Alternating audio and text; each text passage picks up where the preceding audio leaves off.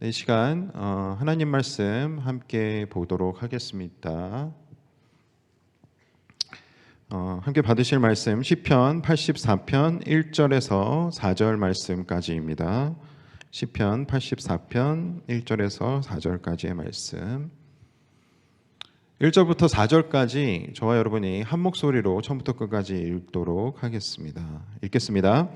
만군의 여호와여, 주의 장막이 어찌 그리 사랑스러운지요. 내 영혼이 여호와의 궁정을 사모하여 쇠약하며 내 마음과 육체가 살아계시는 하나님께 부르짖나이다.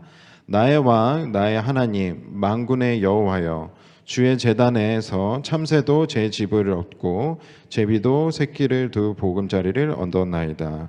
주의 집에 사는 자는 복이 있나니 그들이 항상 주를 찬송하나이다. 할렐루야, 반갑습니다.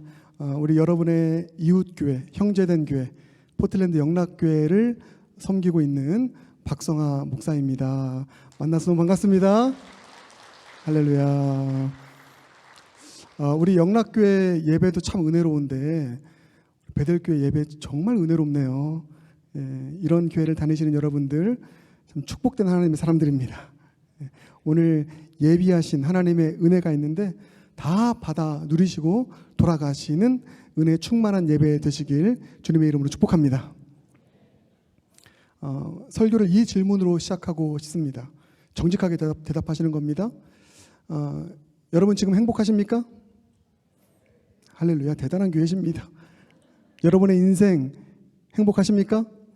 여러분의 가정 행복하신가요?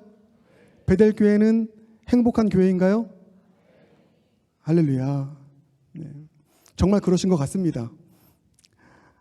저는 이 자리에 있는 모든 분들이 진정으로 인생의 참 행복자들이 되길 간절히 소망합니다. 그리고 이게 우리 하나님 아버지의 마음인 줄 믿습니다.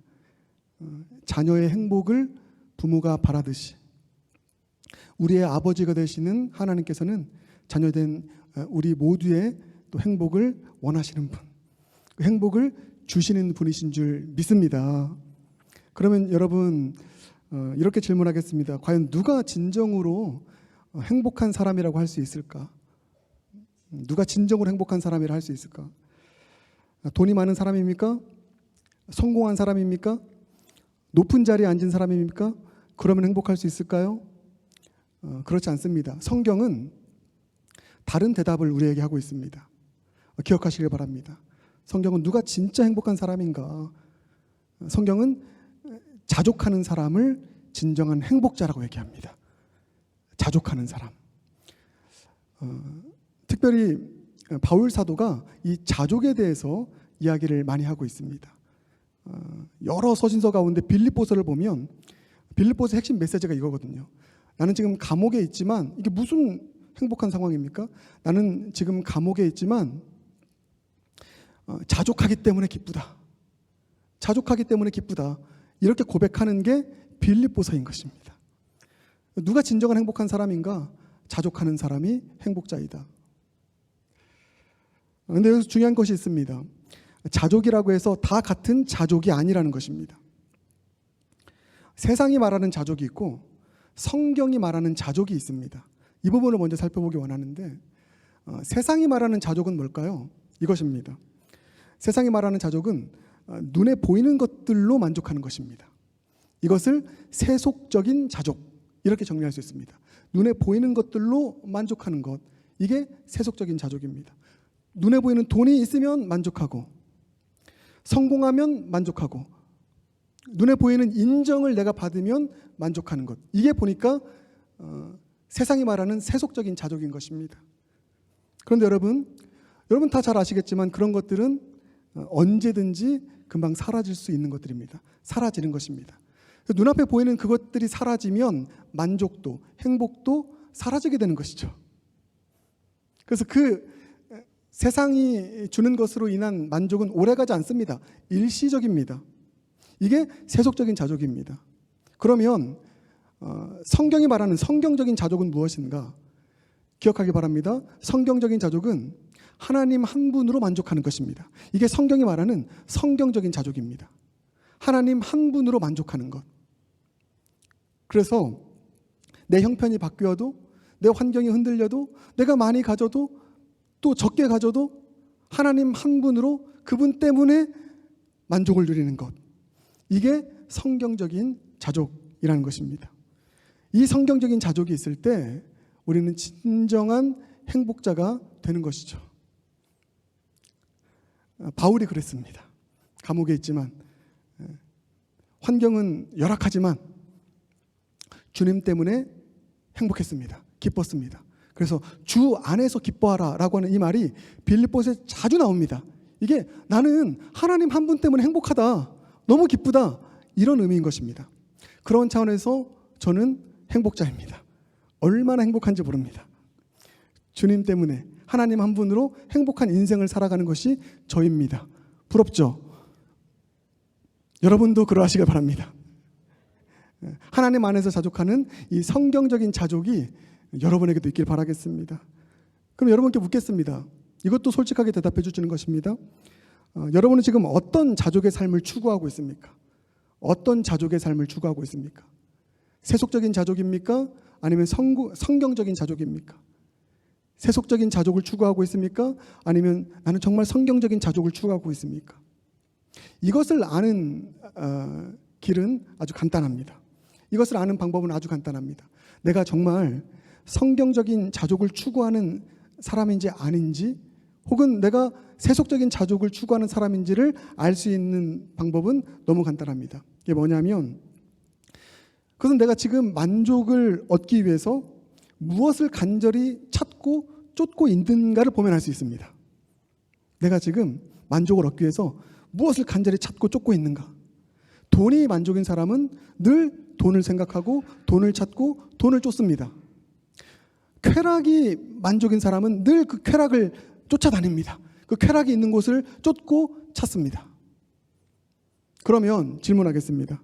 하나님 한 분으로 만족하는 자족의 사람은 무엇을 쫓고 찾을까요? 이것도 마찬가지입니다. 그 사람은 반드시 하나님을 찾습니다. 하나님을 찾습니다. 하나님이 계신 곳을 사모합니다. 왜 그렇습니까? 하나님이 그 사람에게 진정한 만족을 주시는 유일한 분이라는 것을 알기 때문에 성경적인 자족을 추구하는 사람은 언제나 하나님을 찾고요, 하나님을 추구하고요, 하나님이 계신 곳을 사모하고 사랑하고 찾습니다. 그럴 수밖에 없습니다. 오늘 우리가 읽은 시편 84편의 이 저자가 바로 그런 사람들이었습니다. 자, 오늘 본문으로 들어가서 시편 84편을 보면 이 시편 84편의 표제어가 뭐라고 되어 있습니까? 고라 자손의 시라고 되어 있습니다. 고라 자손들이 쓴 시입니다. 여러분, 고라 자손은 누굴까요? 고라 자손은 그 성전에서, 하나님의 성전에서 찬양과 또 문지기 임무 역할을 맡았던 사람들입니다. 성전의 봉사자들입니다. 이 고라 자손은 늘 다윗 시대에 다윗의 편에 섰던 사람들이었습니다. 늘 다윗과 함께 했습니다. 그래서 역대상 12장을 보면 다윗이 사울에게 쫓겨서 방랑하던 시간들이 있었습니다. 잘 아시죠? 그때 그 다윗과 함께 했던 사람들 중에 한 부류가 바로 이 고라 자손이었고요. 늘 다윗의 편에 있었습니다. 그리고 다윗이 또 그의 아들 압살롬에 의해서 쫓겨다니는 그런 시절이 있었습니다. 그때에도 그 다윗의 편에 서서 다윗과 함께 했던, 끝까지 함께 했던 사람들이 바로 고라 자손들이었는데, 많은 성경학자들은요, 바로 그 시기에 지은 시가 바로 이 시편 84편이다, 이렇게 이야기하고 있습니다. 다윗이 압살롬에게 쫓겨 있을 때, 쫓겨다닐 때, 그때 고라 자손이 지었던 시, 다윗과 함께 지었던 시, 이게 시편 84편이다. 그 관점에서 보면 이 시편 84편의 시는 고라 자손의 시이면서도 다윗의 고백이 담긴 시이기도 하다. 여러분, 이렇게 받아들이시면 됩니다. 그런 차원에서 볼 때 여러분, 오늘 본문을 보면 이 고라 자손과 또 다윗이 그 하나님이 계신 성전을 향해서 어떤 고백을 드리고 있습니까? 1절 보면 이렇게 나와 있습니다. 1절 보면 만군의 여호와여 주의 장막이 어찌 그리 사랑스러운지요. 여기서 주의 장막은 다윗 시대 하나님께서 임재하셨던 하나님의 성소를 의미하는 것입니다. 근데 이 주의 장막을 바라보면서 어떻게 말합니까? 주의 장막이, 주님 계신 성전이, 주님 계신 그 임재의 자리가 너무 사랑스럽습니다. 하나님의 성전을 얼마나 사모하고 사랑하는지를 우리는 보게 됩니다. 마치 이거죠. 그 주의 장막을 생각할 때마다 하트 뿅뿅입니다. 너무 주의 장막이 사랑스러운 겁니다. 그렇게 주님의 장막을 사모하고 찾습니다. 또 2절도 이렇게 나와 있죠. 2절 보면 내 영혼이 여호와의 궁정을 사모하여. 여기서 궁정은 팰리스가 아닙니다. 궁전이 아닙니다. 뜰입니다. 뜰을 의미합니다. 성전으로 들어가는 뜰, 성전의 뜰. 근데 그 성전의 뜰이 너무 사모가 된다는 것입니다. 근데 이런 표현이 있죠. 쇠약하며, 쇠약하대요. 그 성전의 뜰을 생각할 때, 여호와의 장막을 생각할 때 쇠약해진다, 이런 표현을 쓰고 있습니다. 이게 무슨 의미일까요? 육체적인 질병이 들었다, 이런 의미가 아닙니다. 한마디로 얘기하면 이거예요. 상사병에 빠졌다. 상사병에 빠졌다. 여호와의 성전, 여호와의 장막, 그 여호와의 장막이 너무 그립고 너무 사모되어서 나는 상사병에 빠졌습니다. 이렇게 고백하고 있습니다. 여러분 보세요. 다윗과 고라 자손들이 얼마나 하나님께서 임재하시는 하나님의 성전을 얼마나 사랑하고 사모하고 간절히 찾는지를 우리는 보게 됩니다. 이 모습 볼 때 얼마나 감동이 되는지 모릅니다. 보니까 다윗이 하나님의 마음에 합한 사람이라고 하고 있습니다. 그 이유 중에 하나가 이겁니다. 다른 그 어떤 것보다 하나님께서 임재하시는 하나님의 성전을 이렇게 사모해요. 저도 목회자로서 성도들이 하나님의 성전, 하나님의 교회를 이렇게 사랑하고 사모하는 이 고백을 들으면서 신앙생활 하시는 분들을 보면 마음에 감동이 있습니다. 하나님은 오죽하실까요? 하나님이 계신 곳을 이렇게 사랑하고 이렇게 사모하는 모습? 아마 다윗이 그렇게 하나님의 마음에 합한 사람이라는 평가를 받을 수 있었던 것은 다른 세상의 그 어떤 것이 아니라 하나님께서 임재하신 하나님의 성전을 이렇게 사모하고 상사병에 걸릴 정도로 이렇게 찾고 간구하고 또 그리워하는 이 모습, 참 감동이 됩니다. 근데 이게 정말 더 감동이 되는 이유는 이 시의 배경이 되는 그 당시의 다윗의 상황 때문입니다. 다시 한번 이 시가 다윗이 아들 압살롬에 의해서 쫓겨날 때 지어진 시다라고 했을 때 다윗은 지금 어떤 상황입니까? 쫓겨났습니다. 왕좌에서 쫓겨났습니다. 궁궐에서 쫓겨났습니다. 예루살렘에서 쫓겨났습니다. 모든 것을 다 잃었습니다. 근데 놀랍게도 이 상황에서 지금 한평생 열심히 그렇게 고난받으며 살아서 그 왕좌에 올랐는데, 왕의 자리에 올랐는데 쫓겨난 상황 아닙니까? 그런데 여러분 본문을 보세요. 그 배경 속에서 다윗과 고라 자손들이 드린 고백이 너무 놀랍지 않습니까? 왕좌를 그리워하지 않습니다. 그 왕의 자리, 그 궁궐의 자리를 그리워하지 않습니다. 안중에도 없는 것 같습니다. 이렇게 생각할 수 있잖아요. 내가 어떻게 해서 얻은 성공인데, 어떻게 해서 얻은 왕좌인데 내가 반드시 내가 예루살렘 돌아가면 이 자리를 차지하리라. 오직 내 온통 내 관심사는 그 왕좌일 수 있으나, 여러분 보세요. 다윗은 이런 상황 속에서 궁궐을 그리워하지 않습니다. 왕좌를 그리워하지 않습니다. 유일한 관심사, 유일한 사모함, 나 주의 성전을 사모합니다. 주님께서 임재하시는 그 주님의 장막이 너무 사모가 됩니다. 다시 그곳에 가고 싶습니다. 이 고백이요. 이 고백을 드리는 모습. 왜 이런 고백을 드릴까요? 왜 왕좌보다 궁궐보다 주의 장막을 이렇게 사모하고 상사병에 걸릴 정도로 이렇게 나아갈까요? 다윗에게는 하나님이 전부였기 때문입니다. 하나님이 그의 삶의 모든 것에 만족을 주시는 분이셨기 때문입니다. 그래서 하나님께서 임재하시는 하나님의 성전, 하나님의 장막을 이렇게 사모하고 이렇게 찾았던 것입니다. 주님이 다윗에게 모든 만족이 되시는 분이라는 것을 알았기 때문에. 그래서 여러분 10절을 보면 이렇게까지 고백합니다. 10절 참 유명한 말씀이죠. 이렇게 나와 있습니다. 주의 궁정에서의 한 날이 다른 곳에서의 첫날보다 나은즉 악인의 장막에 사는 것보다 내 하나님의 성전 문지기로 있는 것이 좋사오니. 놀랍지 않습니까? 세상에 있는 그 궁궐에서 좋은 곳에서 첫날을 사는 것보다 나는 하나님의 임재가 있는 주의 장막, 주의 성전에서 단 하루, 그것도 문지기로 살아도 나는 그게 더 좋습니다. 이렇게 고백하는 모습이요. 왜 그렇다고요? 하나님 한 분으로 만족하는 인생이 그의 인생이었기 때문에 그렇게 고백할 수밖에 없게 되는 것입니다. 그러니까 여러분 잘 보세요. 고라 자손과 다윗에게 있어서 주님으로 자족하는 삶은 어떻게 구현됩니까? 어떻게 나타납니까? 주님 임재하시는 주의 성전을 이토록 사모하고 이토록 사랑하는 모습으로 구현이 됩니다. 하나님으로 만족하고 하나님으로 자족하는 삶은 주의 성전을 사모하는 것으로 구현이 되는 것이죠. 다시 말해서 성전 사랑, 교회 사랑으로 나타난 것입니다. 여러분 어떻습니까? 만약에 여러분이 아까 제가 초두에 질문 드렸죠.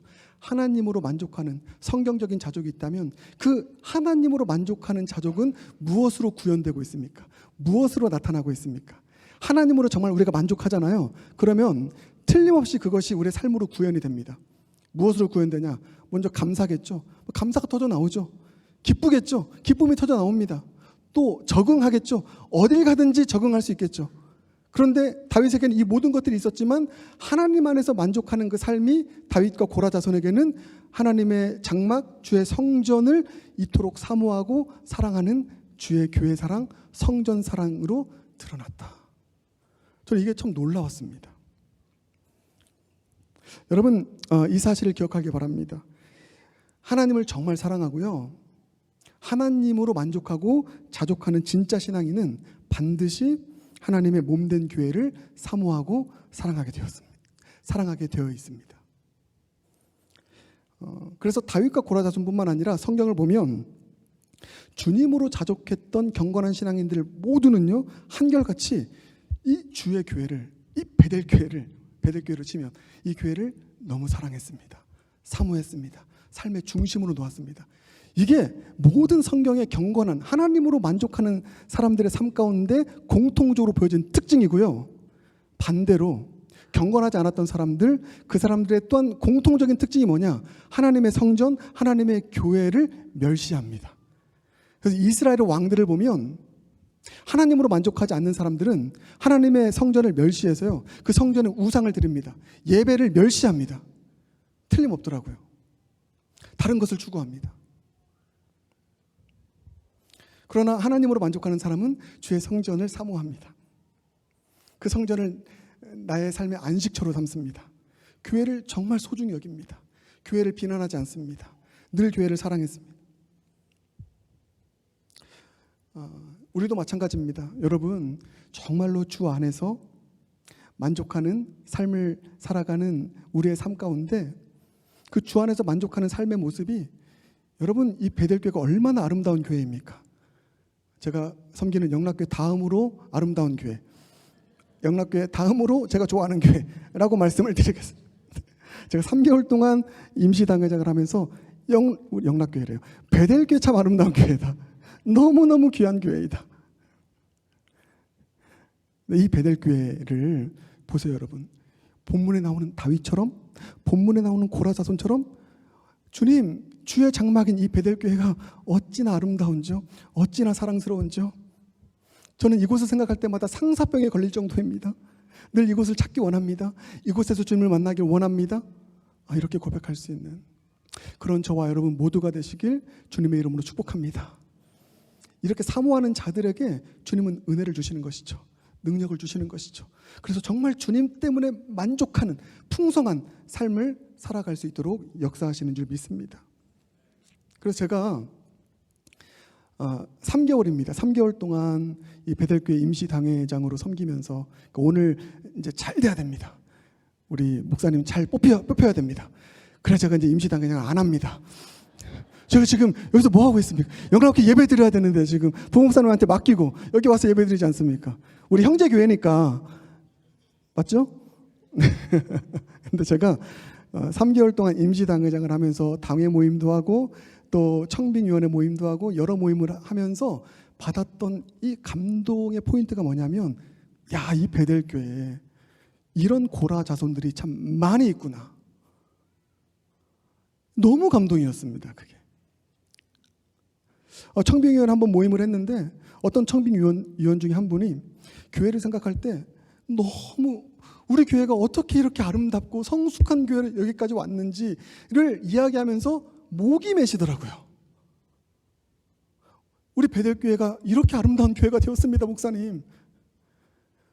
여기 고라자손이 있네. 청빙 위원장님 여러 번 만났는데 만나면서 이야기하는 이 많은 이야기 가운데 한 가지 마음을 울렸던 것이 있습니다. 목사님, 저는요 우리 베델교회를 생각하며 기도할 때마다 그렇게 눈물이 나네요. 그렇게 눈물이 나네요. 왜 눈물 나겠습니까? 너무 날 힘들게 해서? 아니죠. 교회를 너무 사랑해서, 교회가 너무 아름다워서. 야, 여기도 코라자손이 있네. 진심입니다. 당회 모임을 해도 한 분 한 분이 얼마나 교회를 사랑하는지 경건한 자들인 것이죠. 만약에 제가 청빙위원회 모임을 하고 당회 모임을 하는데 목사님 이게 못 쓰겠습니다, 이렇게 힘듭니다, 그런 얘기를 저에게 했다면 제가 얼마나 힘들겠습니까? 근데 그러지 않고 이 고백처럼 교회를 너무 사랑하고 교회를 사모하고 교회를 섬기길 원하고 그런 분들이 참 많은 것을 보면서 참 너무 귀하다, 너무 귀하다. 이 교회 하나님 역사하시겠다. 아멘. 예. 근데 우리 영락교회도 그럽니다. 영락교회 좀 홍보 좀 할게요. 제가 영락교회 와서 여러분 영락교회 역사를 알지 않습니까? 근데 정말 진심으로 드리는 말씀입니다. 제가 어디를 가면 교회 욕을 안 해요. 교회 비난을 하지 않습니다. 그 얼마나 감사한지. 제가 여기 갔는데 목사님 이 사람 조심하세요, 목사님 우리 교회는 이래요. 제가 막 그런 것들을 듣고 다녔다면 제가 지난주에 죄송해요. 오늘 빨리 끝내야 되는데 큰일 났네. 예, 지난주에 제가 5주년이었습니다. 5주년. 그 영락교에서 목회한 지. 근데 5주년 됐다고 해서 막 선물을 주더라고요. 꽃다발로. 얼마나 감사한지. 근데 왜 여기까지 얘기했는지 모르겠지만 그런 분들이 교회를 비난하지 않습니다. 심지어 이런다고 합니다. 교회에 어려움이 있을 수 있겠죠. 그러면 목사님 알면 힘들어하니까 알리지 마. 여러분, 이게 보통 일이 아닙니다. 교회를 사랑하는 모습, 교회를 비난하지 않는 모습, 주의 장막이 어찌 아름다운지요. 이 고백이요. 교회가 아름다워 보이는 겁니다. 여러분 어떻습니까? 교회가 아름다워 보입니까? 베델교회가 아름다워 보입니까? 베델교회 생각할 때 상사병이 납니까? 왜 아멘 안 하십니까? 할렐루야입니다. 여러분, 근데 이 자리에 있는 우리 베델교회 모든 가족들이 이와 같길 바랍니다. 오늘 본문에 나오는 다윗처럼, 고라사손처럼 주의 교회를 향한 사모함, 사랑, 이 사랑이 저와 여러분의 마음 가운데 가득 부어지게 되길 주님의 이름으로 축복합니다. 근데 제가 다음 질문할게요. 다윗과 고라자손이 왜 이렇게 주의 장막을, 하나님 임재하시는 성전을 왜 이렇게 사랑했을까? 왜 이렇게 사모했을까? 그럼 어떻게 생각하십니까? 이게 마지막 질문입니다. 여기에 대한 답도 너무 간단합니다. 그것은 다윗과 고라자손이 이 주의 장막, 하나님이 임재하시는 이 성전에서 세상이 줄 수 없는, 하나님만이 주실 수 있는 크신 은혜를 경험했기 때문입니다. 여러분, 은혜를 경험하니까 주의 장막이 너무 사모가 되는 거예요. 그 은혜를 경험할수록 그 은혜를 주신 주님만으로 만족하는 겁니다. 은혜를 경험하니까. 그런데 다윗과 고라자손이 그랬습니다. 주의 장막에서 너무나 큰 은혜를 경험했어요. 그게 오늘 본문, 이 시편 84편 보석 같은 본문에 이들이 받은 은혜가 여러 개가 등장을 합니다. 그걸 나누고 싶습니다. 여러분도, 우리 베델교회도 이와 같은 이들이 경험한, 이들이 주의 장막, 주의 성전에서 경험한 그 은혜를 풍성하게 누리는, 그 은혜가 충만한 교회가 우리 베델교회가 되길 주님의 이름으로 축복합니다. 그러면 오지 말라고 해도 교회 옵니다. 이런 은혜가 있는데, 그리고 은혜를 경험하고는 이제 나는 괜찮아, 나는 이 은혜를 주시는 하나님 한 분만으로 나는 괜찮아, 나는 만족해. 그런 다윗의 고백을 드리는, 그런 고라자손의 고백을 드리는 하나님의 사람이 되는 것이죠. 그 은혜가 있길 바라겠습니다. 이 교회 어떤 은혜일까? 다윗과 고라자손이 경험한 은혜, 주의 장막에서 받은 은혜가 뭘까? 세 가지로 정리하는데 짧게 나누겠습니다. 오늘 공동회를 해야 되니까 세 가지. 첫 번째, 기억하시길 바랍니다. 첫 번째, 이들이 경험한 은혜, 성전에서 경험한 은혜는 세상이 줄 수 없는 참된 안식의 은혜를 경험합니다. 세상이 줄 수 없는 참된 안식하는 것. 그래서 키워드는 뭡니까? 안식, 그래서 안식이라는 키워드 꼭 기억하시길 바라겠습니다. 주의 장막에서 경험한 은혜, 안식의 은혜, 이 안식의 은혜가 있길 바라겠습니다. 3절과 4절 보면 이렇게 나와 있죠. 나의 왕, 나의 하나님, 만군의 여호와여, 주의 제단에서 참새도 제집을 얻고 제비도 새끼둘 보금자리를 얻었나이다. 주의 집에 사는 자들은 복이 있나니 그들이 항상 주를 찬송하리라. 여기 나오는 주의 집에 사는 자들이 복이 있다, 이게 뭐냐면 주의 집에 살기 때문에 나는 행복합니다, 이겁니다. 그 찬송하는 것이죠. 왜 그렇습니까? 여기 보면 참새와 제비가 보금자리를 얻었기 때문에. 보금자리라고 하는 이 표현이요, 여러분 이 표현에 주목하시기 바랍니다. 참새와 제비가 보금자리를 얻었다라고 하는 이 표현은 이리저리 치이던 인생들이 마침내 영혼의 진정한 안식처를 얻게 되었다라고 하는 것의 비유적인 표현입니다. 보금자리, 성전은 보금자리야. 여러분, 근데 참새와 제비를 표현하고 있습니다. 당시에 참새는 가장 작은 새, 그래서 연약함의 상징, 가장 보잘것없고 연약한 존재 참새. 그러면 제비는 뭡니까? 제비는 철새, 이리저리 방랑하는, 어디 안식할 곳 없는 제비. 그런데 여러분, 세상은 그런 참새, 그런 제비 같은 존재들을 매정하게 대합니다. 받아주지 않습니다. 오히려 더 상처를 받습니다. 그런데 성전은 다르죠. 조건 없이 그 참새 같은 인생, 그 제비 같은 인생이 찾아와서 보금자리. 그래서 하나님께서 보금자리로 우리를 안아주신다라고 하는 표현을 주의 날개 그늘 아래 우리를 감싸주신다. 구약을 보면 이런 표현이 있습니다. 주님의 날개 그늘 아래로 우리를 감싸주시는 보금자리로 되게 하셔서 안식을 누리게 되는. 그런데 여러분, 다윗과 고라 자손이 성전에서 딱 그것을, 그 은혜를 경험한 것입니다. 여러분, 다윗은 참새 같은 인생이었습니다. 사울에게 쫓겼잖아요. 13년이나 14년인가요? 쫓겼습니다. 사울 앞에서 다윗은 참새였습니다. 너무 연약한 존재였습니다. 다윗은 제비 같은 인생이었죠. 어디 정착할 곳 없이 이방 땅도 가고 블레셋도 가고 그런 인생이었는데, 그때마다 어떻게 살 수 있겠습니까? 여러분도 그런 분들이 있지 않습니까? 그때마다 주님의 임재가 있는 그 주님의 장막에서 은혜를 경험한 것이죠.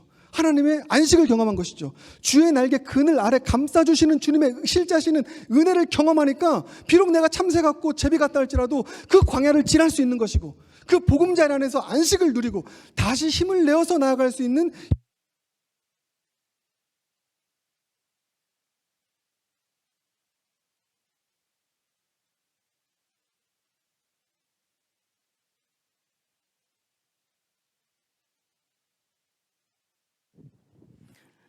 마이크가 꺼짐으로써 설교를 빨리 끝내라, 이런 의미인 것 같은데 이게 조금 안 들리네요. 제가 어디까지 했습니까? 그래서 다윗이 참새였다, 다윗이 제비였다.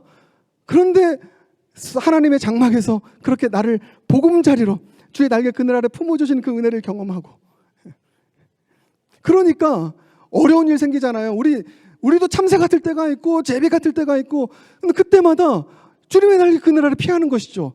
베델교회 얼마나 좋은 교회입니까? 주님의 날개가 활짝 펼쳐져 있는 이 교회에 와서 위로받고 안식 얻고 힘을 얻게 되는 것이죠. 그 안식을 얻으면 어떻게 되겠습니까? 주 안에서 만족하는 것이죠. 행복한 것이죠. 무엇이 없어도 좋은 것입니다.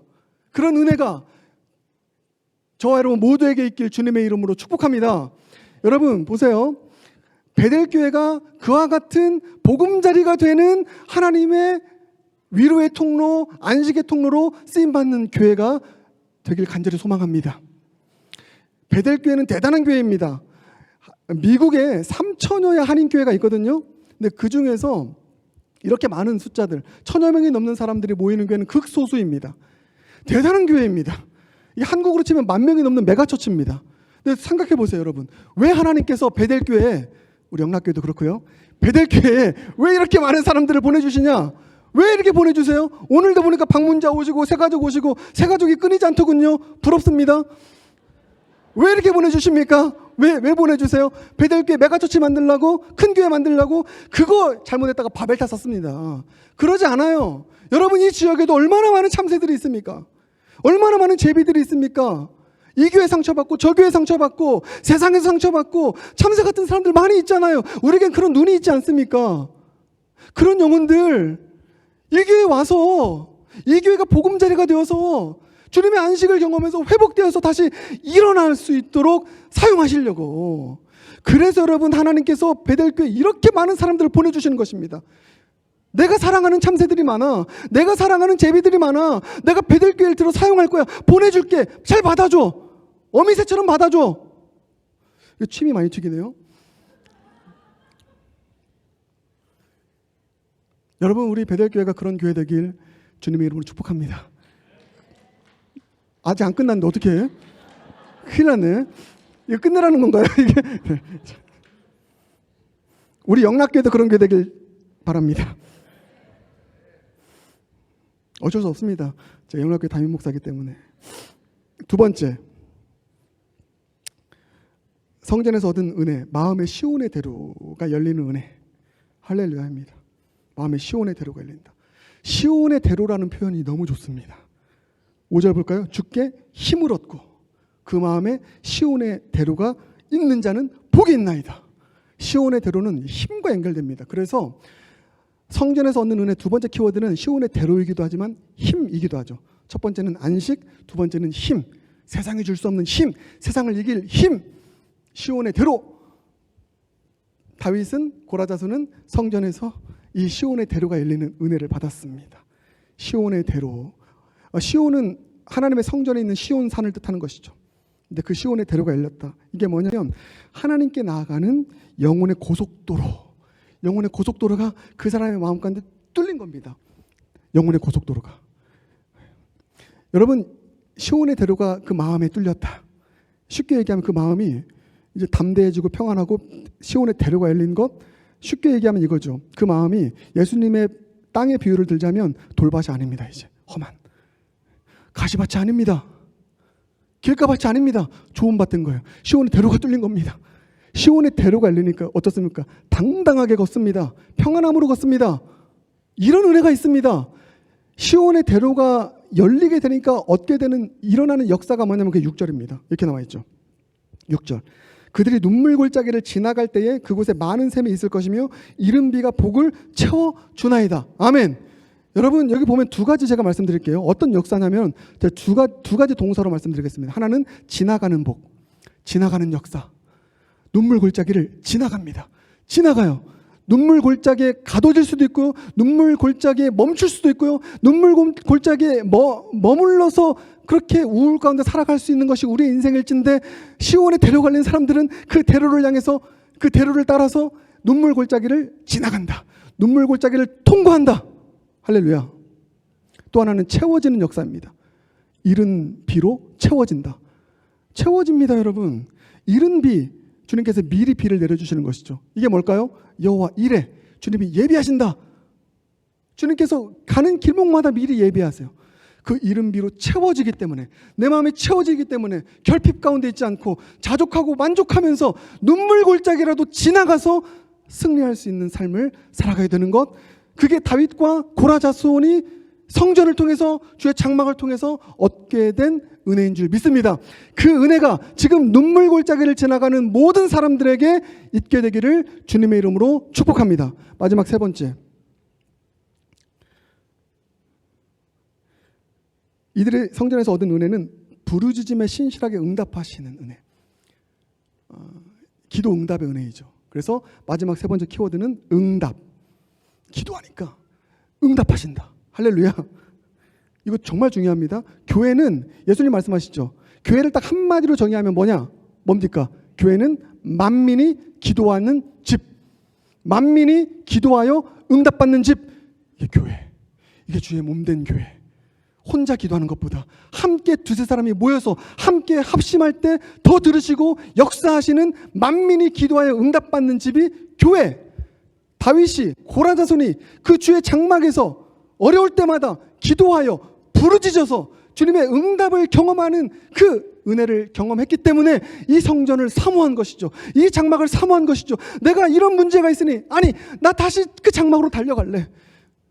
그 장막에서 철포덕 무릎 꿇고 엎드려서 부르짖고 눈물로 애통하며 기도할 때 주님은 들으셨어. 주님은 들으셨어. 나 다시 그곳으로 갈래. 여러분, 베델교회에도 그와 같은 일들이지 않습니까? 여러분, 베델교회 있는 어르신들을 여러분 존경해야 됩니다. 베델교회가 어떻게 이렇게 은혜 가운데 이런 교회가 됐습니까? 어르신들의 눈물의 기도, 그 기도의 자리를 절대 떠나지 않고 끝까지 함께해서 함께 드렸던 그 기도, 그 기도의 열매가 이 모습인 것입니다. 여러분, 오늘 8절을 보면 만군의 하나님 여호와의 내 기도를 들으소서 야곱의 하나님이여 귀를 기울이소서 기도하는 것이죠. 야곱의 하나님 부르짖으면서 기도합니다. 그래서 응답을 받았습니다. 그런데 왜 야곱의 하나님이라고 얘기를 했는가? 보통 보면 아브라함의 하나님, 이삭의 하나님, 야곱의 하나님 뭐 이런 얘기를 많이 합니다. 성경을 보면. 근데 그게 뭐냐면 아브라함과 이삭과 야곱에게 하셨던 언약을 이루신 하나님, 그런 차원에서 그 표현을 쓰는 것입니다.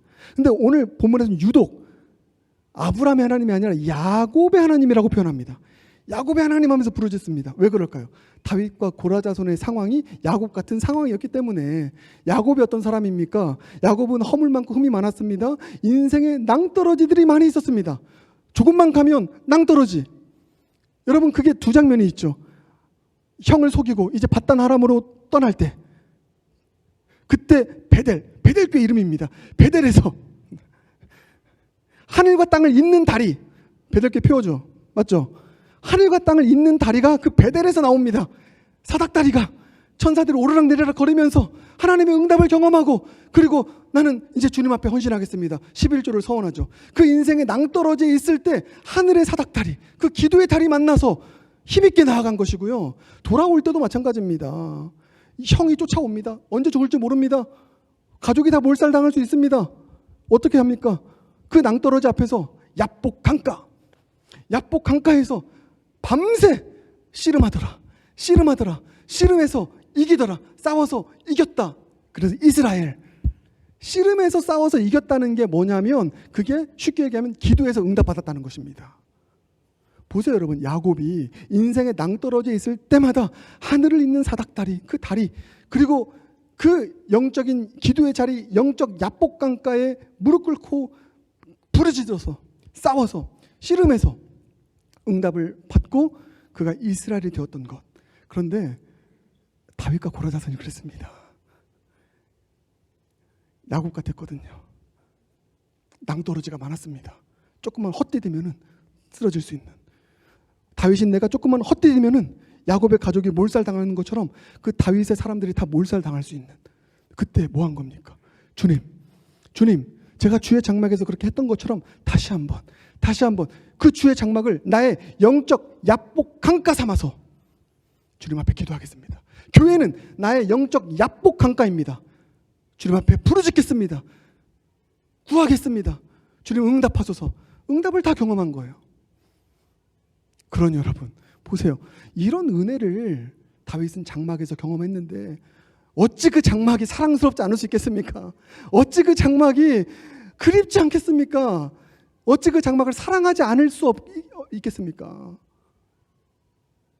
우리 베델에도 이와 같은 은혜가 넘쳐나는 교회 되길 주님의 이름으로 축복합니다. 이 교회가 안식의 은혜, 시온의 대로가 열리는 은혜, 힘을 주시고 또 응답의 은총을 주시는 그 은혜가 넘치는 교회 돼서 이 성전 찾는 모든 이마다 이 세 가지 은혜 다 경험하여서 이제 나는 그 주님으로 만족하리라, 그 주님으로 자족하리라, 이런 고백을 드리며 살아갈 수 있는 모두가 되길 바라겠습니다. 그러려면 여러분 정말 교회 사랑해야 됩니다. 나를 찾는 자들이 나를 사랑하는 자들이 나의 사랑을 입으며 나를 찾는 자가 나를 간절히 만날 것이다. 잠언 8장 17절. 교회를 이렇게 사모해야죠. 교회를 사랑해야죠. 교회를 내 몸처럼 아껴야죠. 그런 자에게 이런 은혜를 주십니다. 여러분들이 그런 고라자손이 되길 원하고요. 중요한 것, 그런 다윗 같은 목자가 필요합니다. 보세요 여러분, 오늘 우리 공동회 통해서 목사님 뽑습니다. 담임 목사님 뽑습니다. 이런 목사님 와야죠. 아멘. 이런 목사님 오셔야죠. 다윗 같은 목사님, 주님의 교회를 목숨처럼 사랑하는 목사님, 주님의 베델교회를 목숨처럼 사랑하는 목사님, 그 목사님 와서 이 시편 84편의 고백을 드리며 나아가는 목사님 오게 될 줄 믿습니다. 목사님뿐만 아니라 여러분도 마찬가지로 여러분도 고라자손이 되는 거예요. 그분은 다윗이고 여러분은 고라자손 되어서 이 시편 84편의 고백을 아름답게 드리며 나아가는 모두가 되길 주님의 이름으로 축복합니다. 기도하겠습니다. 주님 감사합니다. 오늘 주신 이 말씀 생각할 때 우리 베델교회가 떠올랐습니다. 베델교회에 고라자손이 참 많습니다. 다윗 같은 사람들이 참 많이 있습니다. 주님 감사합니다. 세속적 자족 취하지 않게 하시고 성경적인 자족, 하나님으로 만족하는 그 자족, 이 교회를 통해서 하나님 베푸신 은혜 다 받아 누려서 한 사람도 예외 없이 다 받아 누려서 정말 주님 안에서 자족하고 주님 때문에 행복한 인생을 살아갈 수 있는 우리 베델의 모든 성도님들 될 수 있도록 은혜 베푸시고 역사하여 주시옵소서. 무엇보다 우리 공동모회가 있는데 이 공동모회를 통해서 시편 84편에 나오는 다윗 같은 목자, 교회를 뜨겁게 사랑하는 주님의 목자가 세워지는 은혜를 허락하여 주시옵소서. 예수님 존귀하신 이름으로 기도드립니다. 아멘.